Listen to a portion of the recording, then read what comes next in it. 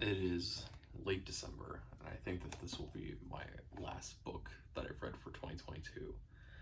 And we finish it off with There's a Dead Person Following My Sister Around by Vivian Vande. Velde. Um, Interesting book, I guess. Published in 1999 originally. I think this version that I have republished in 2008. Um, this is a book that I've had for a long time. I read it when I was probably early middle school to actually I was probably in fifth grade when I first read this. So yeah, it kind of geared towards that age. I think your main character that you're following around is 12 years old, dealing with an older brother who's 16, and kind of that dynamic that you would expect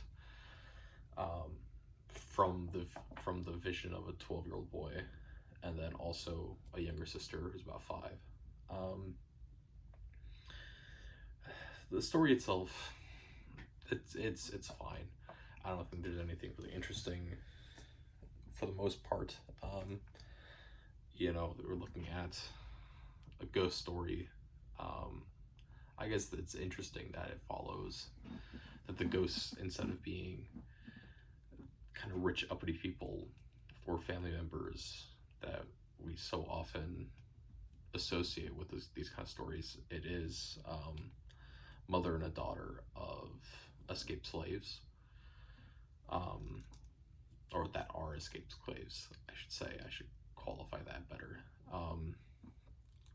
And we're on the edge of freedom before a sudden mudslide at the edge of the Erie Canal behind this house effectively buries them underneath, right? So that part's kind of interesting, that it's about these people instead of, and it's about poor people, and the ghosts are poor people instead of what we usually associate kind of ghost stories with. I guess other interesting thing is the twist at the end of, oh, it's actually not the ghost that we thought was evil all along. This entire lead up has been the mother is evil. The mother looks evil. She has this kind of very demonic look towards her. And then we find out that, oh, in reality, it is the mother's been doing that to try and stop and try to prevent people from interacting with the ghost, because the younger of the two ghosts, the daughter, is trying to lure any young girls that live in the house to effectively allow her to take their place. Ghost lore, whatever, the whole thing of, if you touch the ghost and the bones at the same time, well, then their soul spirit gets trapped into your body, and they take control. Your spirit is still there in the body, it's just kind of sitting in the back corner somewhere. So I mean, that's a fairly interesting thing.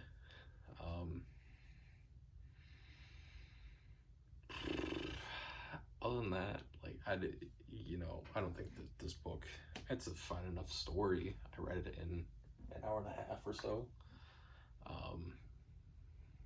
It's fine enough.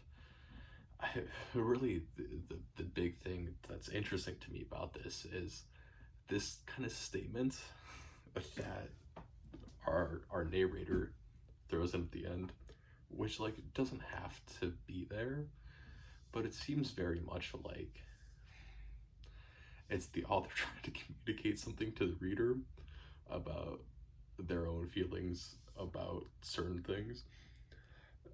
So the way that this entire thing gets resolved, right, of the ghosts and how we find out who the ghosts are, their backgrounds, we find out that they're escaped slaves who effectively get buried in a mudslide. is our narrator finds a diary of their great someone or other, who is keeping a journal.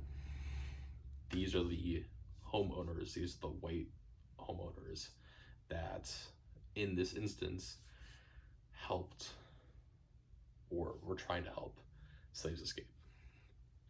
And the N word is used a couple different times because the reason why the escaped slaves are out at the riverbank is because of there is a slave catcher that is there, who is searching the ground, searching the house.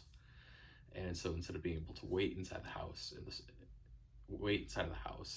for the boat to come down the Erie Canal, they are forced to wait outside, wait at the bank effectively, so that they don't get caught by the slave catcher. And through that conversation and through the description of what's happening, the N word is used a couple different times by some of the characters inside the journal, right? Which in 1850s language makes sense, right? It's certainly not a very positive word to use, and it's one that I don't like using. But in terms of 1850s language, it makes sense as to why it's there. And then we fast forward to the end. Everything's been resolved. Our two ghosts, Ada being the older one and Morella being the younger one, have been moved on to the afterlife. Police have been called to get rid of the bones that were still in the Erie Canal. And like conversations happening, they bring up the journal being how we identified who they were, and then they take the journal with them.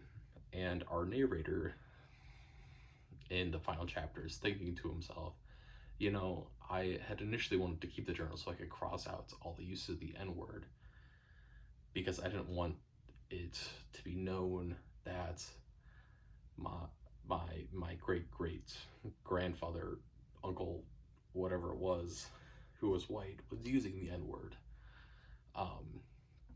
when speaking to the slave catcher. And then our narrator then says, well, you know, I decided that, you know, I think it was fine to use the N word, which fair enough, you can come to that conclusion because they're speaking in language that'd be appropriate for the time. And then our narrator goes on to use it themselves and just goes, here it is. And not no one in the future should cross this out, because this is just language being used. And it's just a wild kind of statement for an author to just kind of put in at the end of a book that's made for 10, 11, 12-year-olds of just here it is. Here it is, everyone. And I don't think it should be crossed out at all. What a wild thing to just add in at the end of the story. You know, I have my own personal thoughts on the use of that word. And to an extent, I agree that we should not go back and modify books to make them more pleasant, because a lot of the things that we have to do when we're reading books and we're evaluating literature is understand the context in which words are being used. Which is why, you know, I don't feel that like Huckleberry Finn is as offensive as a lot of people think, or like those sorts of things. I understand why it is certainly considered offensive, but I also understand that we should not go back and try to manipulate the writing in order to make ourselves feel better about it. But But there's a difference between that and then between that, right, the historical use of the word in historical literature and understanding its historical significance in the way that we write and the way that we communicate, versus I, as an author, am writing from the perspective of a 12-year-old boy, and this 12-year-old boy is just gonna write it down and start using it in writing so that no one can be afraid of the word. What? Oh boy, oh boy, oh boy. Boy, oh boy, oh boy. Like, everything in this novella makes sense to an extent, right? It all seems to follow kind of like a logical thing. And then this is just thrown in there at the end. And it really doesn't make sense in terms of the novel, which then makes it absolutely seem like the author is just taking a stance as as to something and trying to tell that to 10, 11, 12-year-old kids. I don't know, dog. I do not know. So, like, in terms of teaching this, I would never teach this.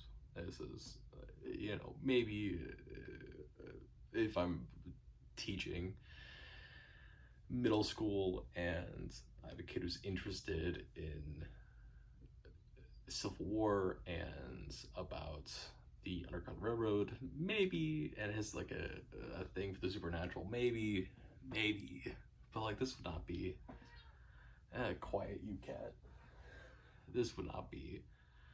And it mostly just comes down to that last little bit of like, there's no reason to add that in there, so why do you add it in there?